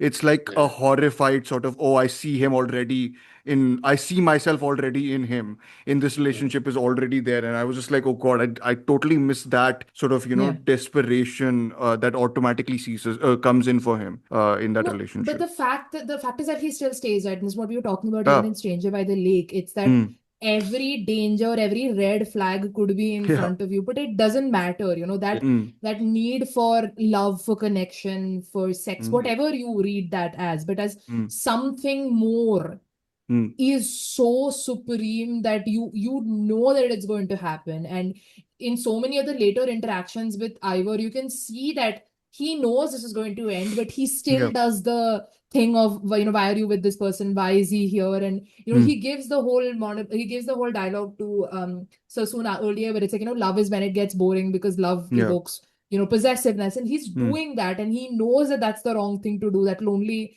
turn Ivor off more against him, but he doesn't have a choice. It's just what he has to do in that moment. And for then it becomes for him, what are the escapes from it? What are the quote unquote permanences that he can find when everything is leaving him? And one becomes this heterosexual marriage as an institution, which is where cruel. The two things he says about the wife and the child are cruel. It's like, you are the things that have to redeem me. And I'm like, what are you doing? Like, to them and to yourself. And I think to me, it's again, that debate has always been very interesting, because to me, the moment I know that, I think, Dhruv at least isn't the biggest fan of the film, but a film I adore is The Imitation Game, which is also a biopic. Ashwin is also with me in this. I actually know. I don't know. I actually don't know. I don't remember this I film think at Ashwin all. is also in the same team. No, I don't even know if I dislike it. I don't remember it much, but I don't like it. I personally adore that film. Again, Alan Turing is personally a very important figure to me. And in that, there's a whole equation between him and Keira Knightley, where Keira Knightley says, it's fine. If you can't love me this way, we can be each other's companions. But but also the question of, is it fair to the woman? There's a lot of debate that happens later on. Even film like Kadal, which interrogates this idea of, the gay man in the heterosexual marriage. But here, obviously, the fact that she knows, but it doesn't change the fact that they are both condemning each other to a life of unending misery with each other. He says it also, the Stephen character, right? Or is it Stephen? He's like, you've condemned yourself to like this many days of like unending silence, and the moment you see them in old age you'll sit next to each other with like and it'll be a compulsory cup of cocoa at night, and nothing more than that will be your relationship. But then obviously that doesn't give him salvation, therefore it becomes God who is the eternal permanent. And the idea And no, is very before much the god is the son, who he also has a horrible relationship horrible. with. So, yeah. So there's always that hunt for some that, because the outside of normativity, which I also think is very interesting, that the film doesn't go for the standard gay persecution kind of plot with him in his young age. He's very easily able to navigate these homosocial spaces, even though all of them know the ticking clock is there. It doesn't go there with its persecution, but more that what is the sustainability of it, which is obviously not there. Again, all of these people are in the aftermath of what happened to Wilde, who's acknowledged as well. And he talks about, Jack Lowden's character talks about how someone else or one of his like friends stood up for Wilde, and how that kind of ruined his own life and things like that. So the sustainability is obviously not there. The humiliation is a guaranteed.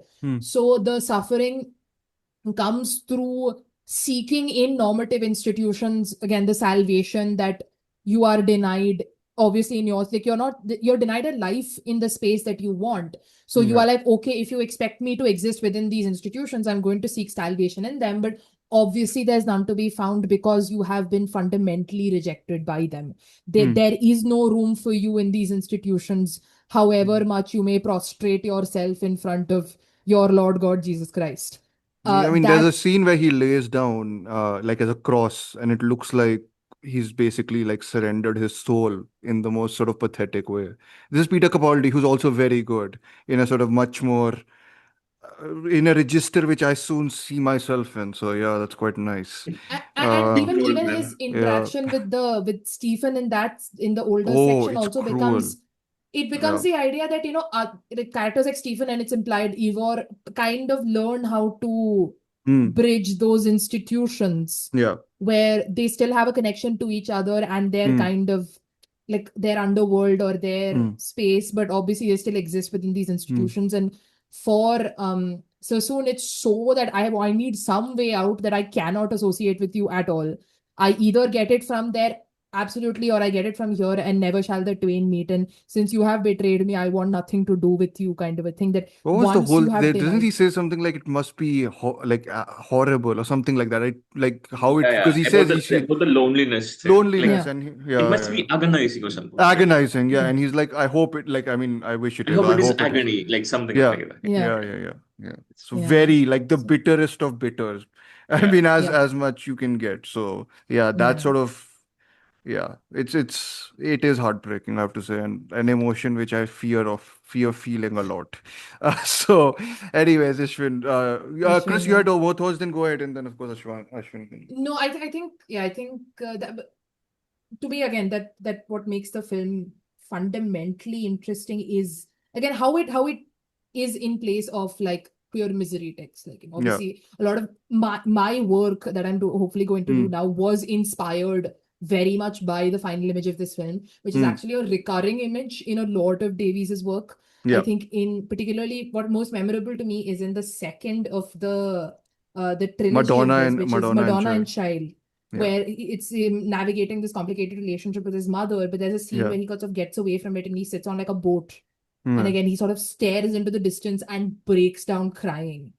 And that, to me, that bringing to like life that feeling of loneliness, of isolation, of rejection, of having to navigate this agony by yourself is, to me, deeply fascinating. Other filmmakers have rendered these emotions in other ways. I mean, I also compared it to like scenes like Elio at the end of Call Me by Your Name, or I forget the character's name. Portrait of a Lady on Fire, or even the character at the end of I Saw the TV Glow, in their wailing. Oh yeah, that's a wailing there's a lot of these recurrent images, but how sort of Davies brings it to life, and how he articulates them is, I think, very, very fascinating to me. So wonderfully layered text when it comes to all these things. Ashwin, thoughts? You guys have said everything. I mean, I loved it the second time I'm watching this, and I loved it even more now. It's a very layered text. Like, it starts off with the post-war anxiety, and he has that shame of surviving the war when his brother doesn't. And then it moves and become this gay relationship drama kind of thing, and then eventually to like a very goes to a very spiritual place. So one thing I really liked about it is how we talked about that cut from like that young Steven to the older Steven with the purple scarf thing. Yeah. So I think the like normally it would have been like a linear story of how his like marriage deteriorates and like become the older person, but like it felt like in that moment itself when he made the decision to like marry the girl, like there's this foreknowledge of like this is gonna be a guaranteed disaster. So like Yeah. we immediately just cut to this bitterest old man. I think Peter Capaldi's casting was like perfect. Like he can do that thing, very thorny like person, like a curmudgeon kind of a person. So I really love that, like like, and it's very tragic as you guys were saying. Like the only options are like this bitterness of this being forced into this heterosexual marriage versus this agonizing loneliness. You have those two characters, like that scene where they talk like Stephen looking at the mirror and him Yeah. behind. It's just so tragic to me. But it really works a lot. The middle portion of it works because there's an undercurrent of like humor as well. Oh yeah. Yeah. There's so many. We talked about how catty all these people are, and how evil this Ivor Novello character Novello is, is. yeah. And there's so many lines like that. There's this one moment where like Steven brings up this thing like one of the characters like they try to have sex in the gondola in Venice, Oh but like yeah. and it didn't work because of privacy. And then he's like, no, stability. Like Stability. I'm like picturing that, like two people trying to have sex in the compliment, it Yeah. rocking and all. So like it's a very funny text, Yeah. and I think it is necessary for the movie to be funny in that section Yeah. of the. Otherwise, it'll be like pure misery kind of thing. Yeah. And regarding the form, I was thinking about it like visually, it's like very simple. Like even Yeah. conversations was like short, reverse shot. Like it's not even over the shoulder. Like Yeah. you're just placing the character in the middle center of it all, and then just short reverse shot. Very Like clean short reverse shots. very clean short reverse Yeah. shots.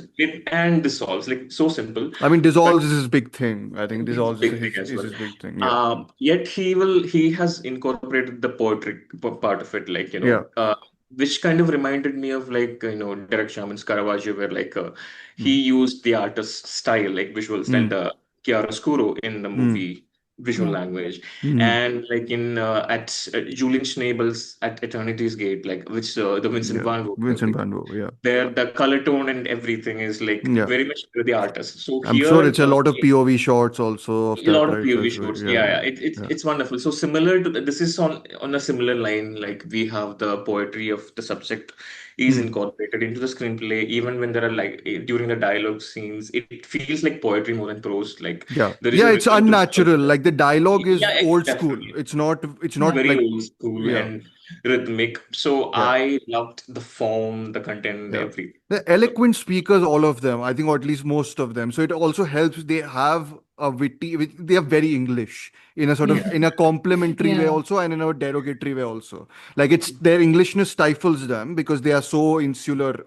by themselves Yeah. at some point. But there's Yeah. also that they can cut through people with lines, as opposed to without swearing, which is like the, I would say, Yeah. American form of doing this.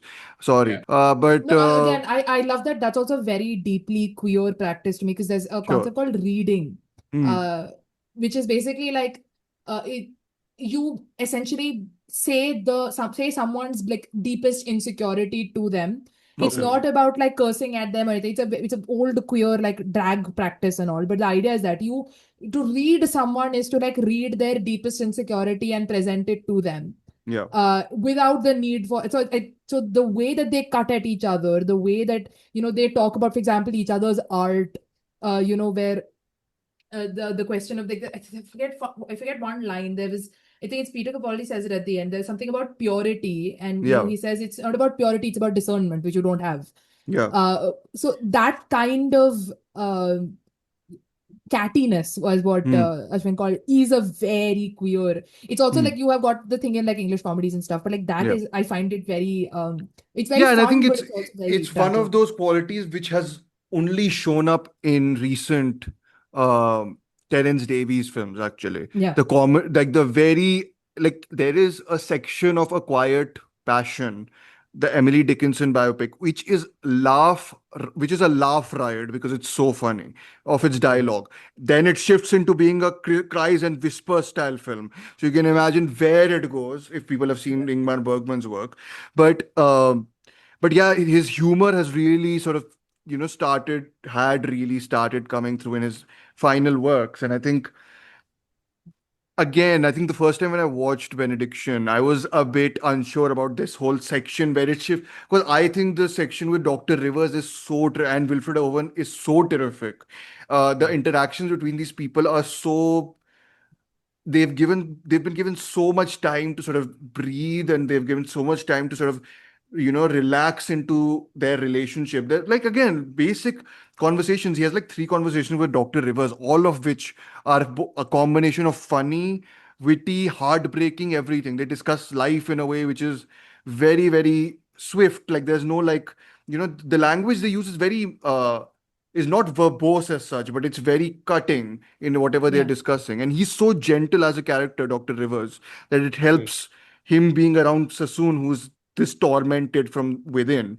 And the Wilfred Owen scene is magnificent, and it plays out and the decision to not to have us stay there as he's reading in that scene, only to then evoke it in the final scene, is tremendous. Like that's, I think, how you can play out, you can do these dynamics and then circle back to them in a way where, because one of the things he says in a lot of scenes is that you know uh, you need to get out of this whole idea of derivation of derivative poetry. Your own words need to express something. And it's Yeah. ironic, of course, that the ending words of the film are not his own but of Wilfred Owen's, because I think his words and his poetry have had that effect of being jaded, of being worn out by time in a way which, again, another wonderful line he says to his mother at one point in the beginning is that the only thing scarier than living in the past is to begrudge the future, which is exactly what he does. And I think this whole idea of it all flooding back to him and like manifesting in this person, I find just deeply tragic, because it's not something, it's something you so actively want to avoid becoming, and you seek such an escape from it, but you end up on Yeah. that bench in the end thinking about all this while looking at someone. It's a play on his actually Death and Transfiguration a bit, the third short film he did out of the Terence Davies trilogy.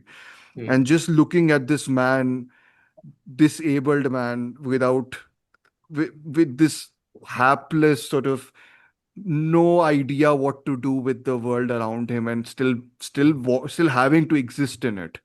And it's just the whole scene of disabled and the poetic sort of evocation of it is wonderful. I think it's read by is it read by Siegfried? I don't know. I think it's his voice, Wilfred's I think voice. I don't know. I Or is it think Siegfried's? Siegfried's voice, Siegfried's voice only. Okay. right? Oh yeah, it is. It is. Now that I sort of think about it, Yeah. it's young Siegfried's voice, not Voice, Peter Capaldi's. Jack Lowden's voice, Jack Lowden's voice.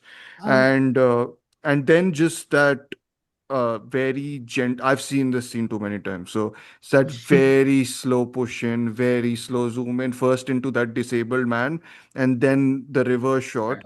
And then you get, I've noted this down because this is a magnificent use of the soundtrack. Fantasia on a theme by Thomas Tallis, which is Ralph Vaughan Williams' piece. And that playing out in its full as you watch Jack Lowden break down in front of you in one of the most. This reminded me actually of Vive l'Amour, in terms of its ending, Ashwin. crying at the The bench. crying, that crying of sort of just letting it all out and not being able to contain it. Of course, here it's done with the score and his face, which does a lot of heavy lifting also. But like, yeah. Anyways, sorry, I'll go on more about this if I keep on going. But he no, is but so good in this. He is so right. good. Yeah. I had a question, and this Yeah. is also about based on like the idea of, don't begrudge the future. I think something that the film also kind of deals with is a kind of generational trauma and a Yeah. generational queer trauma, right? Mm. Because Sassoon's first interaction speaking about his queerness on screen comes speaking to what he finds out is a queer elder. Rivers, who is also gay himself, and they have this interaction where they talk about how they cope with, their life and their queerness. And all of these characters sort of have, you also have the Robbie character, I think. Yeah, Simon Russell Yeah. Beale's character, right? Yeah. Who is also kind of leading or helping Sassoon navigate this kind of elite Queer atmosphere space, and introducing him to the myriad of men he would end up being with. And then obviously you end up with the how bitter Peter Capaldi's character, or how that end of the spectrum becomes, and how vindictive he is to his son, and the interaction that he has with Stephen. So it's what do you think the film has to say about what do the old owe the young? Because there's a wonderful dialogue where the son George asks Sassoon, why do you hate the modern world? And he says, because it's younger than me. Yeah. So what do you think as Davies' last film, as a sort of statement in queer cinematic landscape and all that, what do you think the film has to say when I mean, it comes you to probably what have do the old do the I young? think you probably have better things to say about this whole idea, but I think it's this, at least in this and his other films, I think there's this reckoning of, my time is passing and has already passed, and there's a lot of things I wanted to do in my youth which I never got to do because of this eternal struggle between Catholicism and it might be a matter of sexuality, of the whole idea that he wanted to be more sexually promiscuous but never got the chance to be, or never became that to be. This whole, I mean, the big regret which he has expressed in other films also, which is expressed in this also a little bit, about the whole, I wish I was more unique. Or in Emily Dickinson's one, it's more clearly expressed in the sense that I want people to know who I am before I died. And this whole idea that, I passed away, in this without being known. I don't want posthumous recognition, which is what ended up happening to Emily Dickinson also for the largest part. So this whole idea is that, to me, the youth thing is, I think it's so strange. I think because in his youth he's not satisfied also. I think he's got a sort of that broken person. Like, he is someone who's always, you'll never find it. You'll never find truth or honesty. Like, he seems like a person who's always reaching out for it but never finding it. And that idea of, I think he says it, that he's a coward at one point, which sort of comes into play in some ways, that he's always seeking something which is out of his reach. The truth of youth, maybe because he thinks that maybe if he's younger, then he probably can change a lot of the things he did. And I think in that sense, the regret is not, I think, specific to sort of queerness as it's to age, like in terms of old age being debilitating, in terms of old age being something where you can't do what you even wanted to do. And he led, of course, a much more constricted life because of because of Catholicism and his sort of fraught relationship with it. So to me, I think, but for the queerness angle of it, I think you can probably get into it significantly more. So Yeah, I mean, it's interesting, right? Because this is a long-standing argument in like queer spaces, because there's always been this conflict between older queer people, oftentimes between older queer people and younger ones, right? Because in some cases it is like the relationship between Dr. Rivers and Sassoon, where it is one understands the pains that the younger goes through, so acts as a guide. That this is a hard world, I've been through it, this is what I've learned, and this is how you can continue to navigate it. On the other hand, there becomes the kind of people who resent the youth, because it's not just that they weren't able to do it, they didn't have to them the opportunity to do it, and it's the opportunity that their sacrifices created, right? It's because they weren't able to do it and they did what they could, that the younger people are able to do it. But there's still that resentment that it's our work, and why do we not get the fruits of that, and why are you getting to enjoy it, kind of a thing, right? So that I think it's interesting that Davies addresses both ends of that in a very interesting way, that one may be even shaped by that kind of empathy, but that doesn't mean that everybody has the ability to extend that empathy going forth. And again, that becomes that interaction between Stephen and Siegfried, because Stephen goes to Ivor's funeral. He stays in touch with that. He, you presume, would continue a certain legacy whereas his kind of rejection of the world and rejection of it becomes the old man yelling at the clouds. He can only lash out in what he was deprived of, and not in the idea of a community of we were all deprived of something, we were all unable to connect with something. So how do then we set examples for the future or help them not suffer the way we had. So I think that's a very interesting conversation with a generational idea of queerness that it deals with. Yeah. Ashwin, any other? Yeah, I mean, there's that line where he says, like, we are older than God, but without any of the influence. So there is that, so not just specifically as a queer thing, but it feels like he's like missed out on a lot of things. Like, there is certain kind of idealism that he followed, like when he was young, like when he became this conscientious objector and all.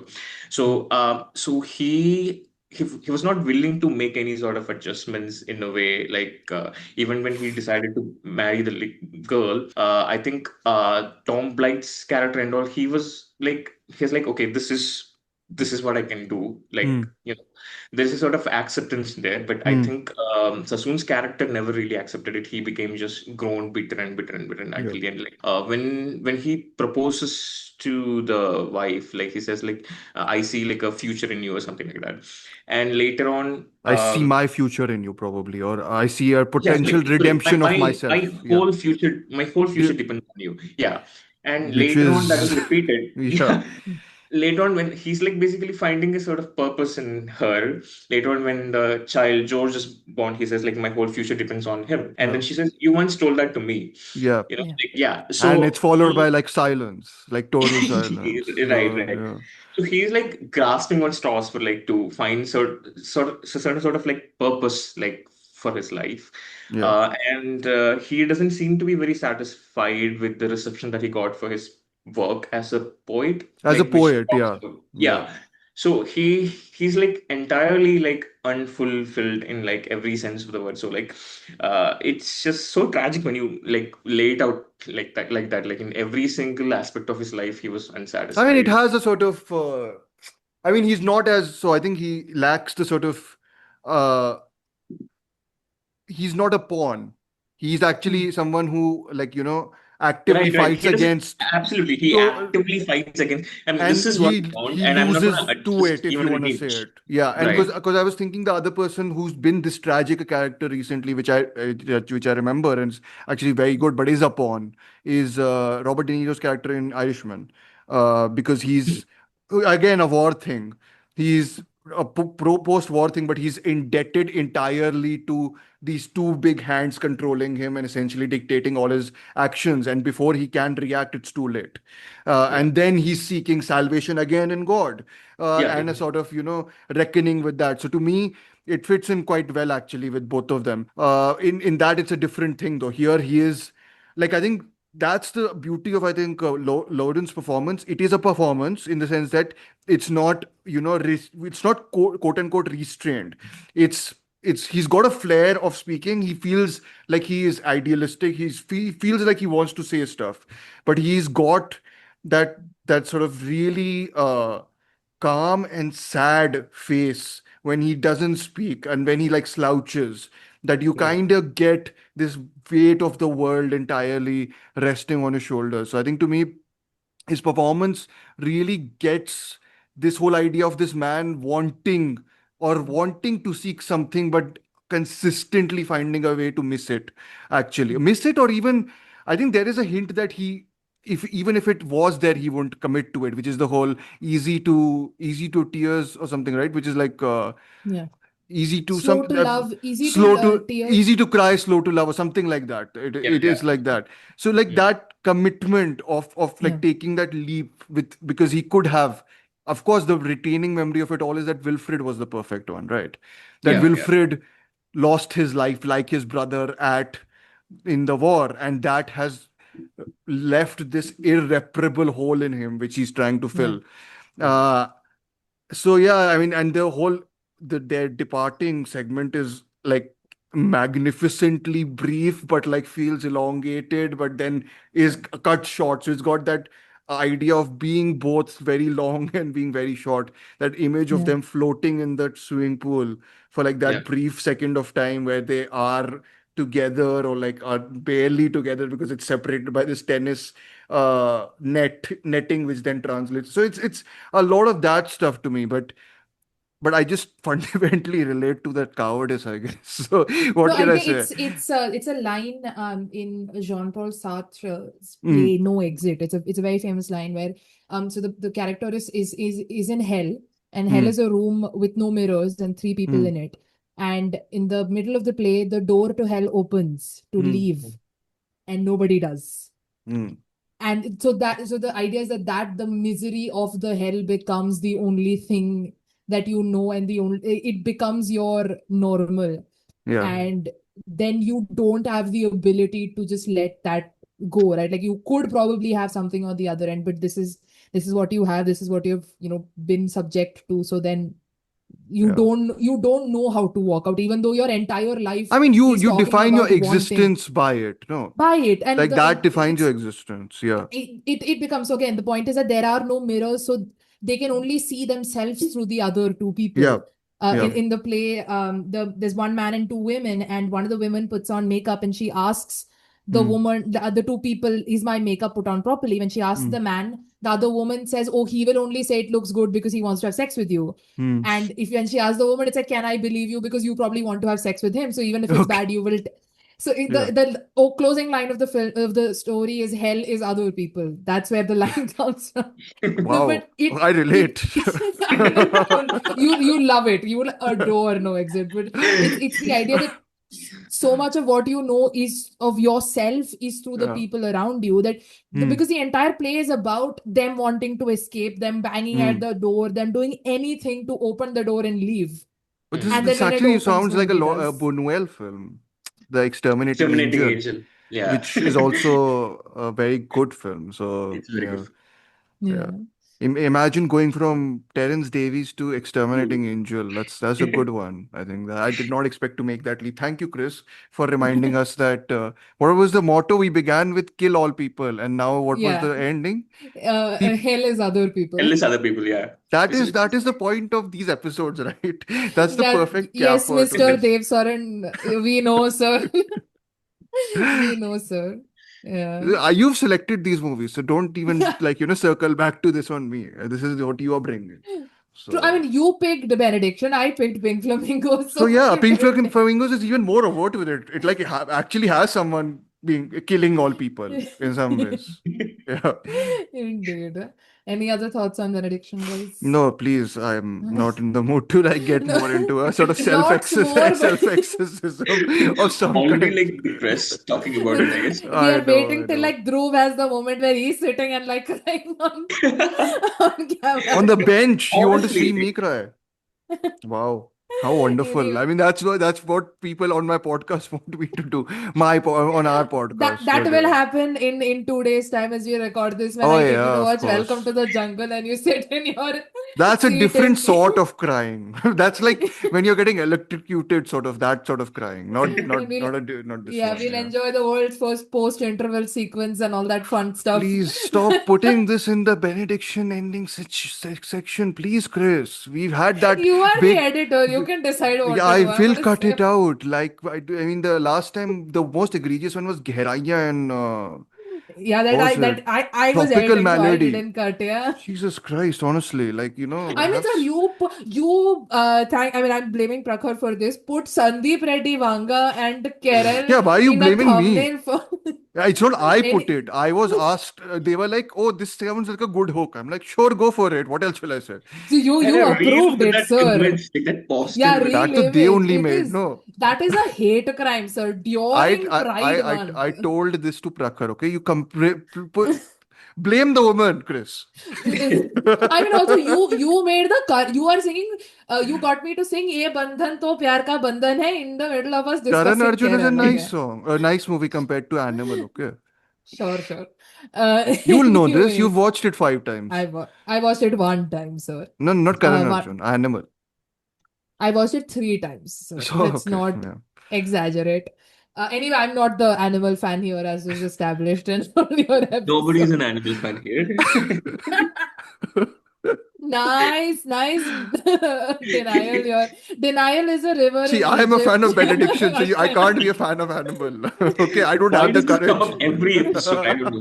I We have no humans idea. talk about it all the time. This is clearly a Animal, sir, tradition, Animal Ashwin. and Dhurandhar are unfortunately in Bollywood the text which will come up in every discussion now.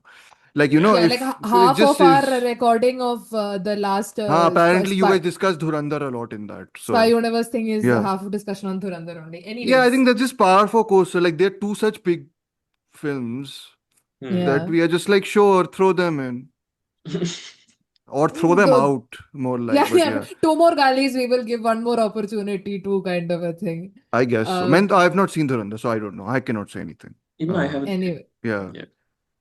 anyways, On that note, that is the end of our yeah, no wonder Siegfried Sassoon has that expression at the end of Benediction. He that probably the just old watched Dhurandhar too. I'm no, just the kidding. old Sorry. queers are mad because the young queers do this kind of thing. Go and watch Garbage. Exactly. Okay. With that music, no, he says, that's just noise made by stupid people. Commercially something noisy calls. That sounds like something I will 100% say in the next week, not even near future. Yeah. Anyways, but that is the end of our 2026 Pride special There's a series. tokenistic sort of month finished, right? Essentially.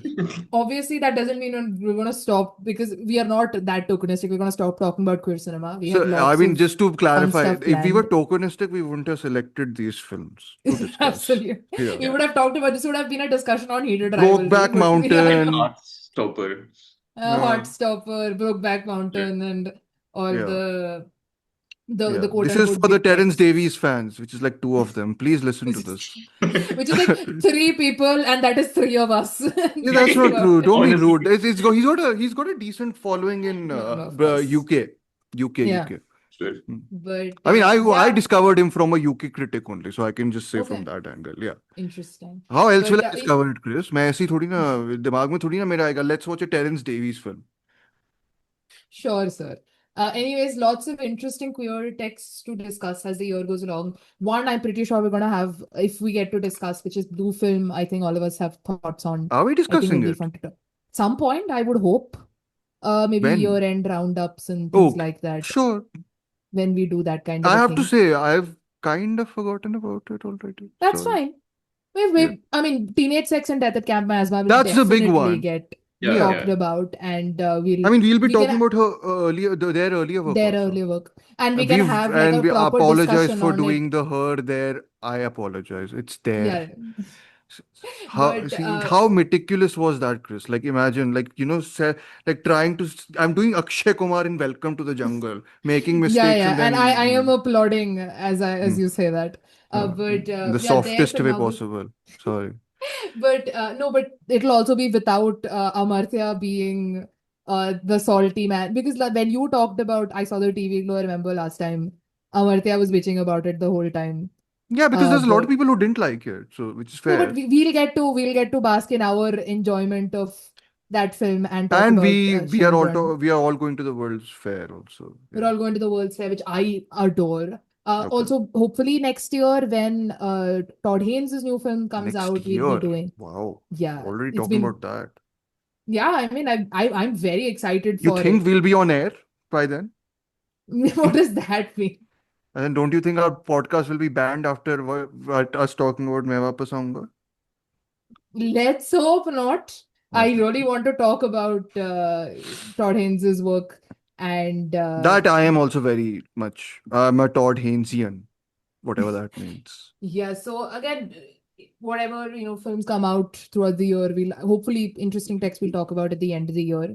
Yeah. But that's it on this topic for us for now. You know where to find links to our social media, and thank you so much. Which is for why listening. None of them find it. I think.